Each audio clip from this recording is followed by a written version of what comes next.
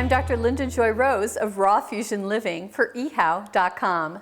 Today I'm making coconut cluster. This is going to be a no-bake recipe that tastes just like a candy bar. The first thing, we're going to make our chocolate ganache, which is going to be our shell.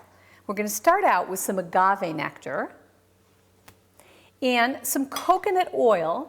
And in the winter, coconut oil looks a little bit more like shortening, and we want to have it melted. So I did a little bain-marie by putting it in some hot water, and it melts. And then we're going to add some powdered cocoa powder, or cacao.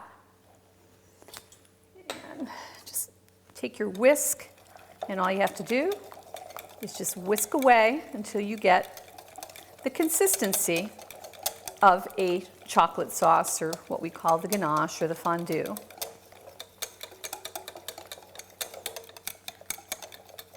Let's put a little bit more oil in this one.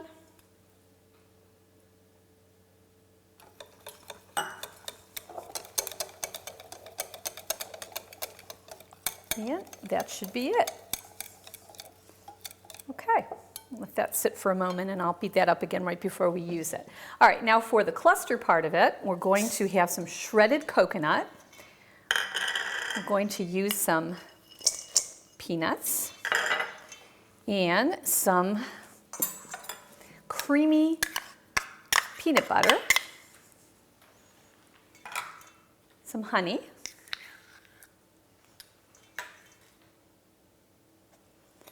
and a little bit of vanilla. In fact, we're going to actually add a little vanilla and maybe even a little salt later on to the ganache. All right. And this you just kind of blend using a fork. It should just all stick together. And it's going to be a little messy, but it's going to taste absolutely fantastic. All right, so that's all blended together.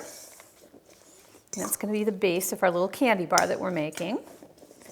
So, just want to add a little pinch of salt to our chocolate ganache because that brings up the flavor. And I always like to put a little vanilla even in my chocolate. Stir that up a little bit more. Now you can make these in whatever shape you'd like to. You can make them as little balls, as little patties. I'll make them kind of more like a patty. And just form them with your hands.